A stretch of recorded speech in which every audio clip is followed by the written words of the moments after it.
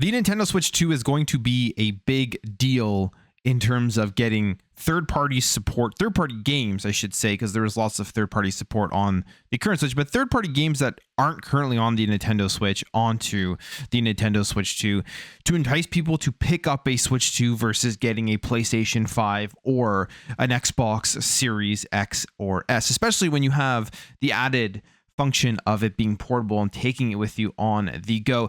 There is a lot of speculation as to what's going to be announced at the launch of the Nintendo Switch 2 for the games that will be coming out when the console does release. I think it is going to have a huge third-party support lineup with a couple of some first-party games sprinkled in there. And now we have a list here. This comes via Nate the Hate, who is known for having accurate leaks. He was accurate with the Nintendo Switch 2 reveal as to when we were going to see the first trailer for it.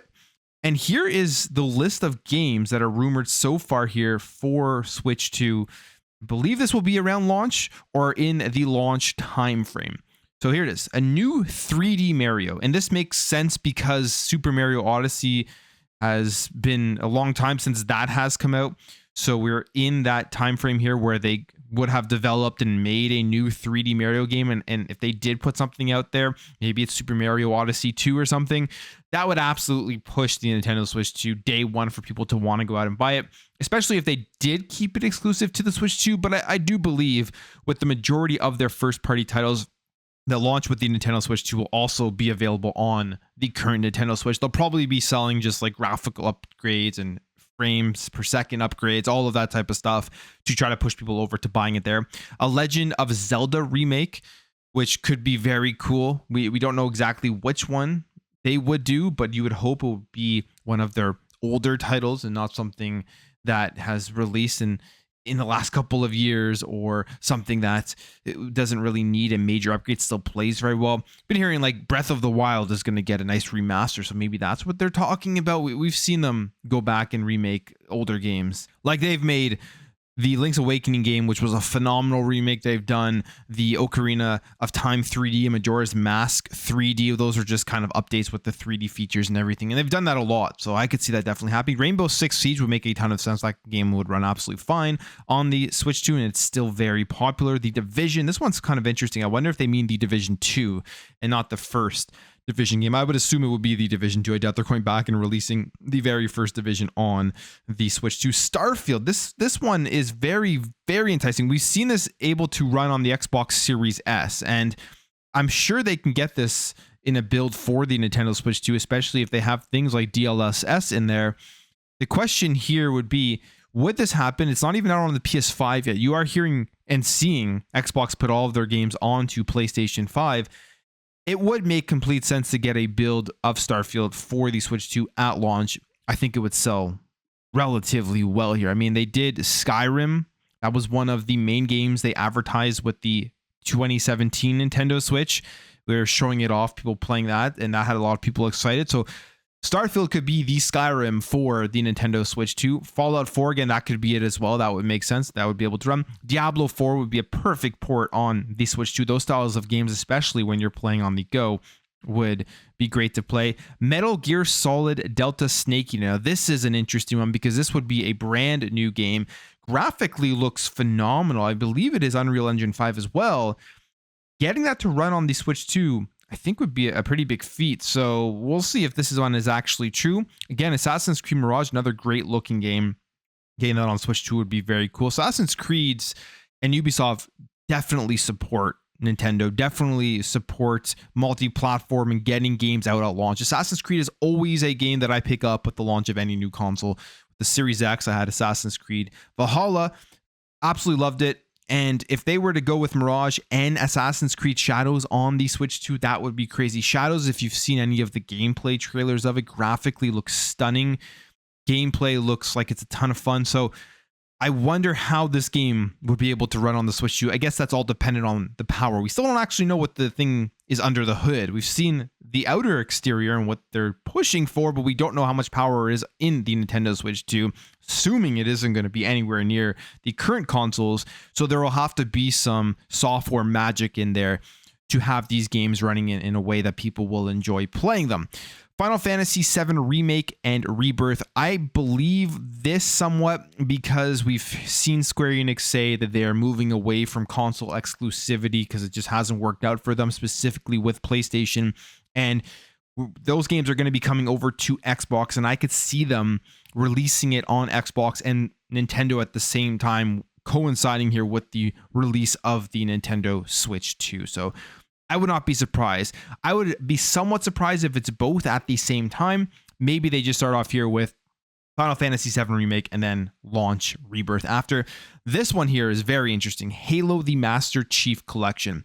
Now, this is Xbox. This is a game that coincides with Xbox. It's a part of their brand. We are seeing them put more games on PlayStation. The rumors of Halo and Gears as well being released multi-platform has been going around.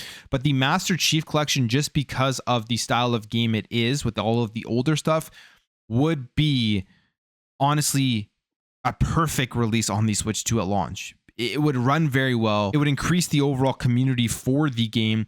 And I think it would sell like crazy because you can just have so much fun in this game. It is, in my opinion, one of the best compilations ever created in a video game. Yes, I know it didn't start off well, but they have made it so good. And it could easily run on the Nintendo Switch 2. So I wouldn't be surprised if this is where Xbox moves to their expanding their multi-platform strategy, supporting the Switch 2, because we've heard that they are going to have a lot of games here on the Switch 2 at launch, as we see here lower on the list. Microsoft Flight Simulator. People wondering how this game is going to work, and it all has to do with their cloud technology streaming onto the devices. Obviously not going to be able to run natively on the Switch 2, which it doesn't run natively even when you're playing it now. So it's going to use that cloud streaming technology, which allows you to get the amazing graphics that you do get on the lower power devices. Hi-Fi Rush.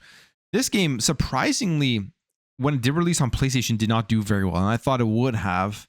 I think it would do better on the Switch 2, so this would be a smart one. The Sea of Thieves would do phenomenal on the Switch 2. Makes complete sense. This open world multiplayer game, just a ton of fun for people who just love sandbox style games. It makes a ton of sense. It was a top of the charts on PlayStation when Xbox released it on PlayStation. I think it would be there as well on the Nintendo Switch 2. And then the Mario plus Rabbids collection. I mean, this is a no-brainer.